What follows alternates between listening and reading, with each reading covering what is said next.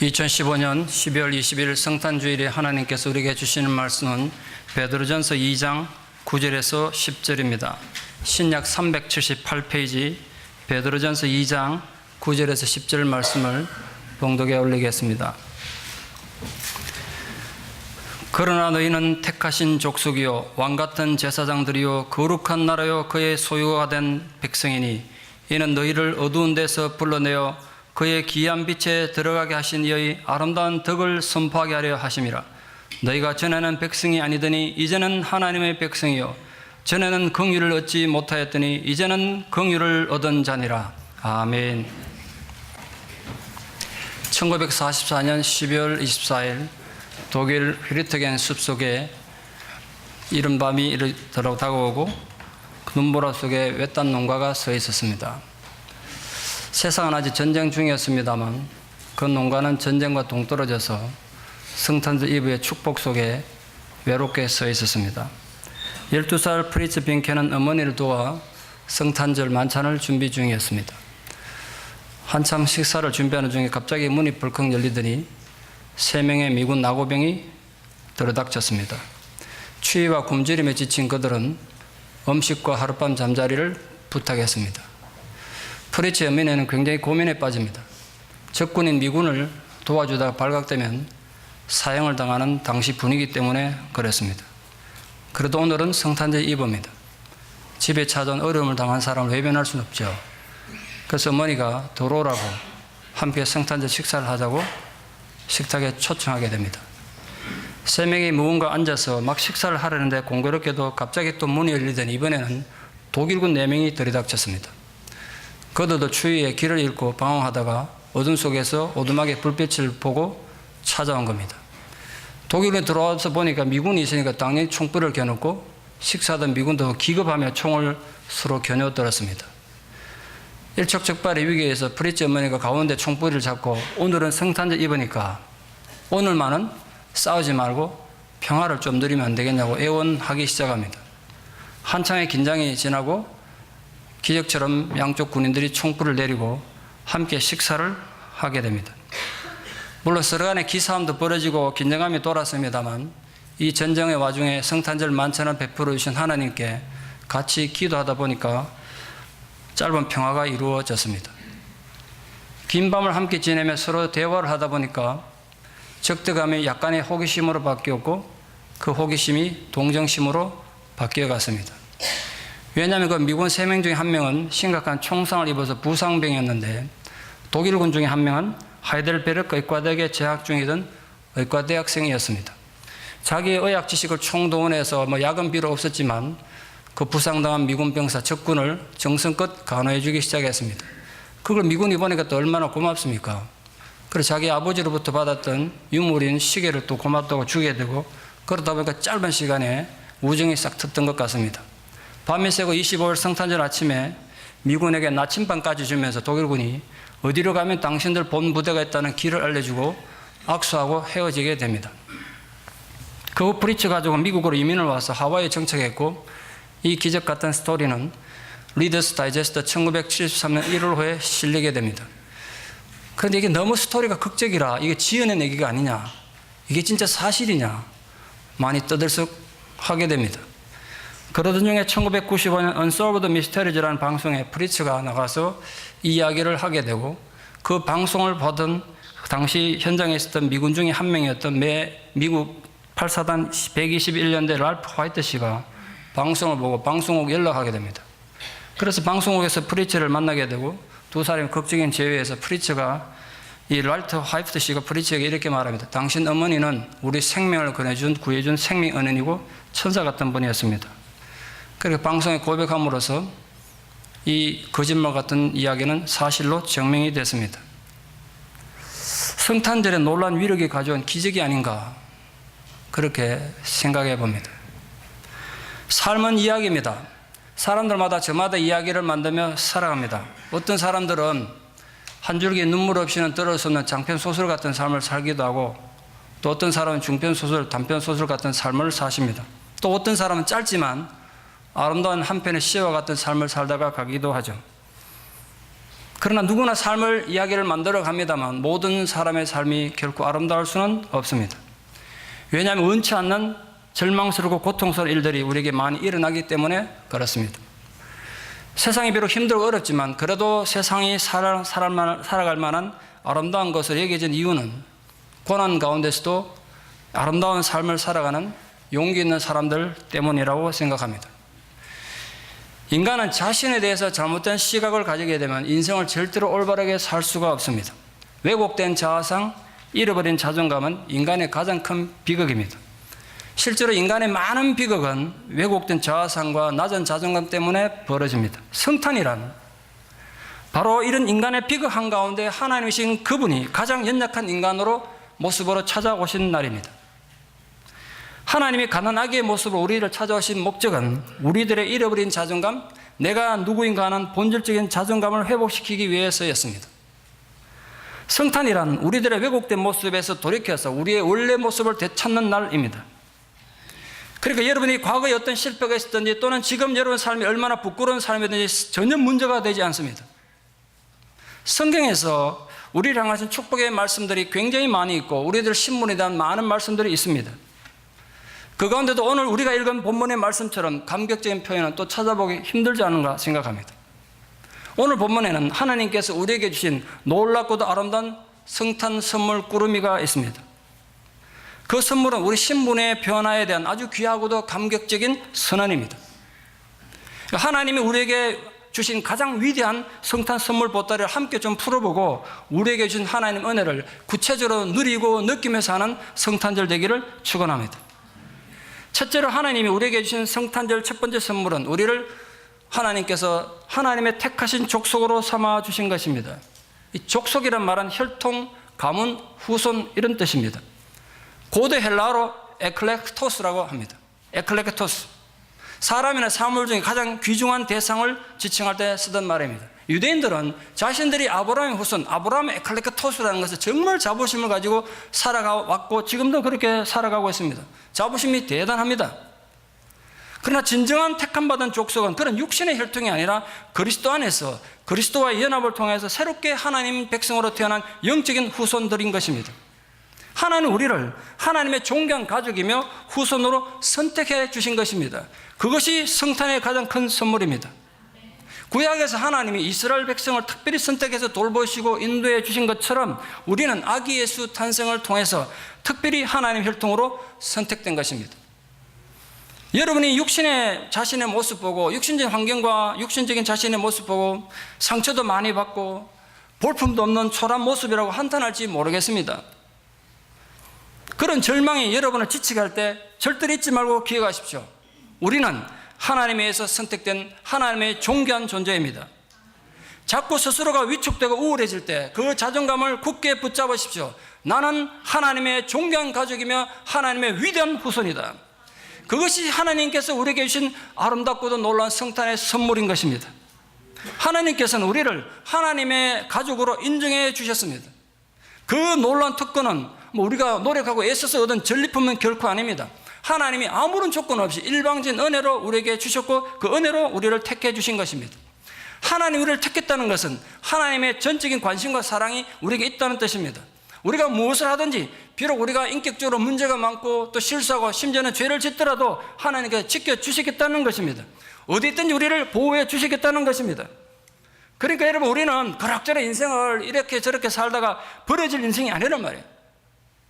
세상 사람들이 행복이라고 말하고 성공이라고 말하는 조건에는 혹시 여러분이 좀 부족한 삶을 살더라도 그러므로 우리는 결코 실패한 인생이 아닌 것입니다. 전능하신 하나님, 우리를 하나님 가족으로 택해 주셨기 때문에 그렇습니다. 나는 하나님께서 택하신 족속이다. 나는 하나님의 가족이다. 이 놀라운 성탄의 축복을 굳게 붙잡으시고 용기 있게 살아가는 아름다운 성도들 되기를 축원합니다. 하나님께서 우리에게 주신 놀라운 성탄의 두 번째 선물은 우리들을 왕같은 제사장으로 세워주신 것입니다. 그 말은 왕과 같이 높은 특권과 명예를 지닌 고귀한 제사장이라는 말입니다. 왕과 같은 권위를 가진 동시에 세상에 대해서는 하나님께 나아가서 세상 사람들 대신해서 제사장 역할을 하는 영적인 인도자로 살게 하셨다는 뜻입니다. 우리는 왕이신 그리스도와 연합을 통해서 만국을 통치하는 왕 같은 존재가 된 것입니다. 동시에 대제사장이신 그리스도 안에서 하나님께 제사 드리는 제사장으로서 하나님을 섬기며 예배하는 자들이 된 것입니다. 여러분 아시다시피 왕이나 제사장은 아무나 하고 싶다고 할 수 있는 게 아닙니다. 제사장은 제사장 혈통에서 태어나고 왕도 왕의 혈통에서만 태어나는 것입니다. 그런데 우리는 왕이면서도 제사장의 놀라운 혈통 속에 어떻게 들어갔습니까? 어떻게 그것이 가능했습니까? 우리를 위해 피 흘려 죽으신 예수 그리스도의 보혈의 능력으로 우리는 그리스도의 혈통을 가지게 된 것입니다. 여러분 잊지 마십시오. 우리 몸속에는 예수 그리스도의 피가 흐르고 있습니다. 예수 그리스도의 보혈이 우리 안에 흐르고 있다고요. 그래서 우리는 왕같은 제사장으로 세움을 입었습니다. 그 당당한 자부심을 가지고 사십시오. 왕같은 제사장은 세상의 축복의 통로가 되는 사람입니다. 세상에 도움을 주는 자들입니다. 그러니까 여러분 좀 힘들고 어렵더라도 속 좀 상한이 있더라도 이웃을 비난하지 말고 저주하지 맙시다. 시기하지도 말고 질투하지 않기를 바랍니다. 수근거리지도 말고 이웃을 축복하며 사는 하나님 백성 되기를 축원합니다. 우리가 하나님의 왕으로서 당당하지만 겸손하게, 하늘의 부활을 가진 부유한 자이지만 심령은 가난한 자로 섬기는 왕으로 세상을 사랑, 아름다운 하나님의 사랑하는 성도들 되시고 우리 교회가 되기를 축원합니다. 하나님께서 우리에게 주신 성탄절 세 번째 특별한 선물은 우리를 거룩한 나라로 불러주신 것입니다. 거룩한이란 말은 아주 특별하게 구별된 사람이나 사물을 지칭할 때 쓰는 단어입니다. 주로 원래 하나님에 대해서 쓰던 단어입니다. 그리고 여기서 나라라는 에드노스는 원래 이방인을 뜻하는 말입니다. 그런데 이제 하나님 말씀을 듣고 그 언약을 지키는 모든 족속 누구든지 차별 없이 하나님 백성으로 삼으시겠다는 거예요. 그래서 또 우리가 아직 이 타락한 세상에서 타락한 본성을 가지고 살지만 거룩한 나라라고 불리는 황송한 은혜를 입은 것입니다. 거룩한 나라는 그리스도 안에서 하나님 나라를 부여받은 우리들을 포괄적으로 의미합니다. 여러분, 성도는 거룩한 나라입니다. 거룩한 나라는 하나님 나라입니다.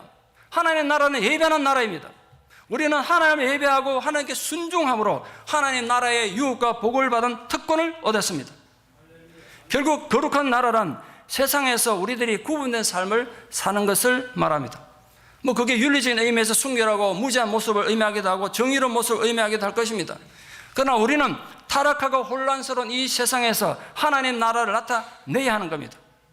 우리가 비록 약하고 부족해도 세상에서는 하나님 나라를 나타내는 대신이고 사신과 같다는 이 임무를 충실히 감당하는 우리 아름다운 성도님, 우리 교회가 되기를 진심으로 축원합니다. 네 번째로 하나님께서 우리에게 주신 성탄의 놀라운 축복은 하나님 우리를 하나님의 소유된 백성으로 선택하신 것입니다.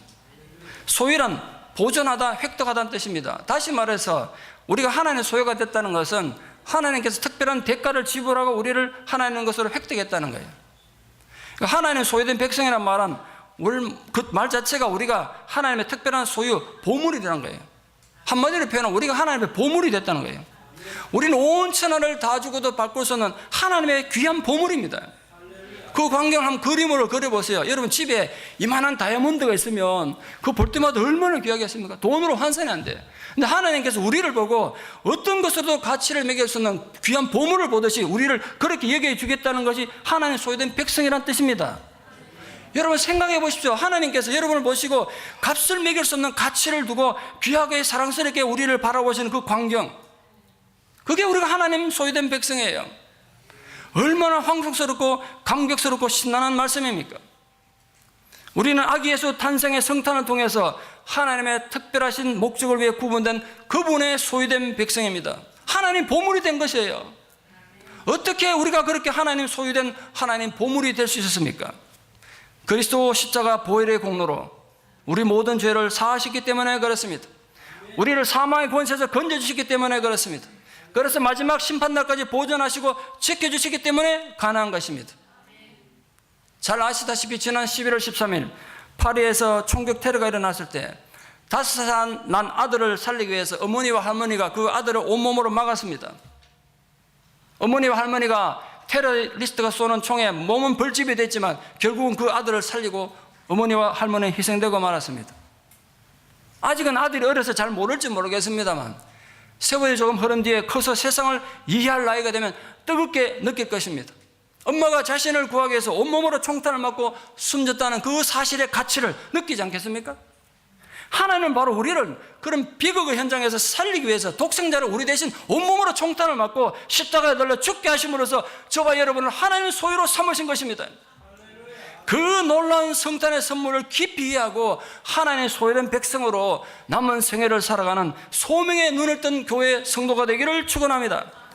그렇다면 하나님께서 우리를 하나님 택하신 족속이요 왕같은 제사장이며 거룩한 나라 하나님 소유된 백성으로 삼으신 이유가 뭐겠습니까? 우리를 과거의 어두운 데서 불러내서 그의 기이한 빛에 들어가게 하신 이유가 무엇이라고 오늘 본문이 선포하고 있습니까? 우리는 전에는 어두움 가운데 있었습니다. 하나님의 백성이 아니었다는 뜻입니다. 우리가 하나님의 백성이 아니었으므로 하나님의 긍휼을 얻을 수 없었습니다. 하나님의 긍휼을 얻을 자격이 전혀 없었습니다. 어둠은 비유적으로 영적, 윤리적인 무지의 상태를 말합니다. 어리석음의 상태를 말합니다.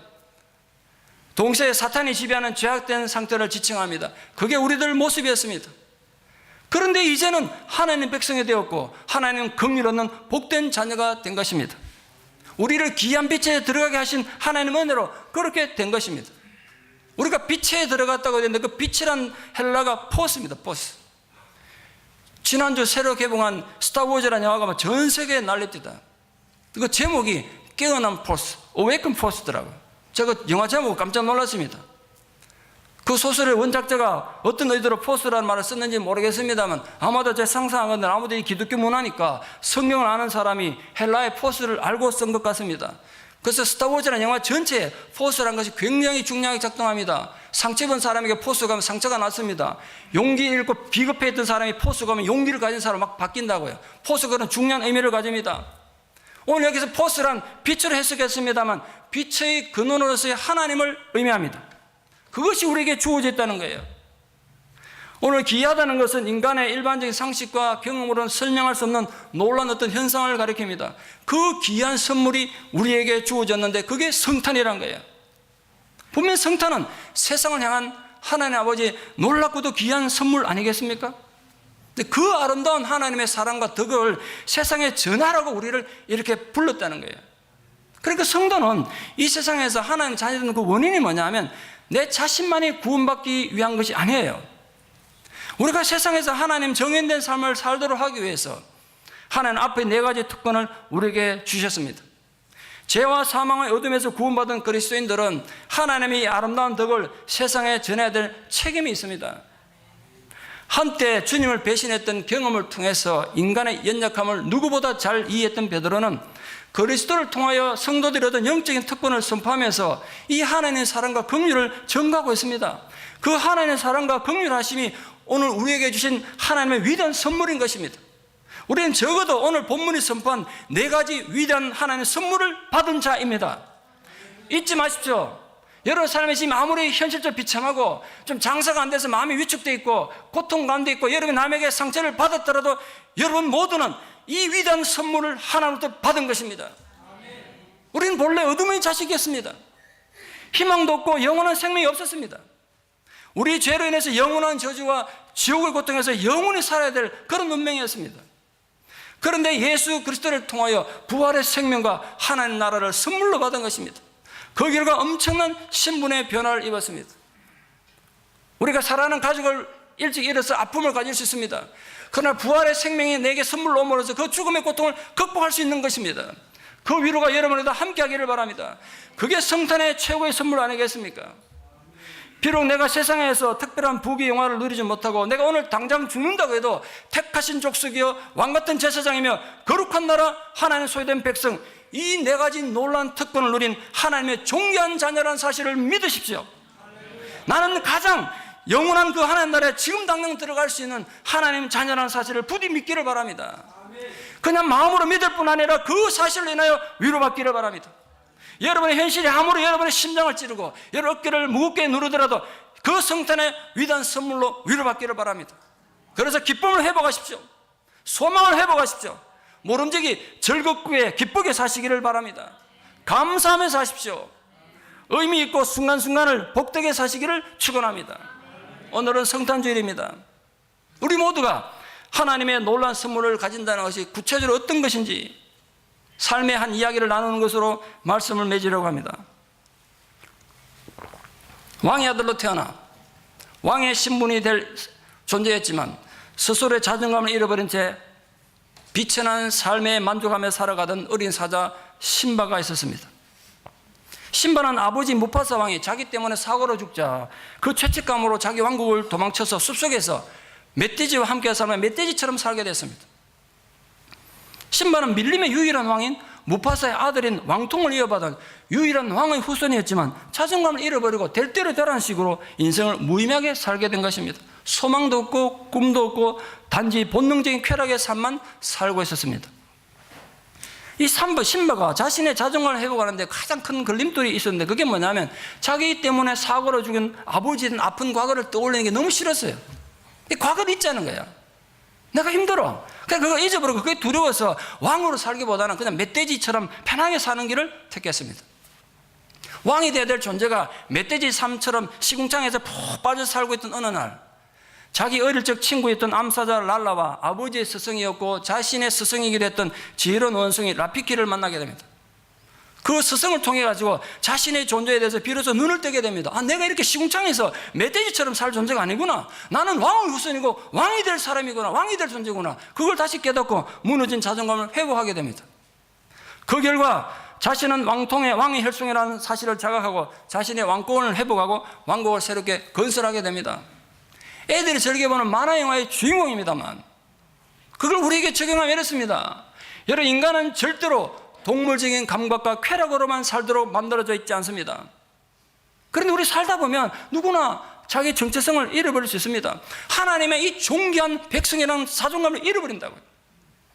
하나님께서 이렇게 귀한 축복을 주셨는데도 이걸 잃어버려요. 성탄이란 우리들의 그 왜곡된 모습에서 돌이켜서 우리의 원리가 아름답고도 놀라운 하나님의 존귀한 자녀로서의 모습을 회복하는 날입니다. 여러분이 과거에 어떤 부끄러움이 있었든지 그건 전혀 문제가 되지 않습니다. 지금 만약 이 설교를 듣고 있는 여러분 가운데도 불행한 과거의 포로가 돼서 현재의 삶을 비참하게 사는 분 계십니까? 스스로를 너무나 초라한 존재로 생각하며 세상에 숨어 사시는 분들 계십니까? 그 어둠에서 부디 나오기를 바랍니다. 이 성탄 아침에 그래서 큰 소리로 외쳐 부르기를 바랍니다. 나는 하나님의 왕같은 제사장이라고, 하나님의 거룩한 백성이라고, 하나님이 나를 어렸다고 하신 것을 누가 감히 대적할 것인가, 그렇게 세상에 외치기를 바랍니다. 자신을 향해서도 외치기를 바랍니다. 우리가 하나님을 택한 것이 아니라 하나님이 우리를 택하신 족속이라고 했습니다. 그 은혜를 아멘으로 받아들이고 가슴에 깊이 새기십시오. 성탄절에 우리에게 안겨주신 선물은 바로 그 생명의 선물 아니겠습니까? 거룩한 백성으로서의 위치를 회복시키고 이 어둠이 깃든 세상 속에서 하나님이 인간의 몸으로 입고 오신 이유는 바로 우리의 그 회복에 있는 것입니다. 그것이 바로 성탄절입니다. 우리는 왕같은 제사장이며 거룩한 나라이며 하나님의 소유된 백성입니다.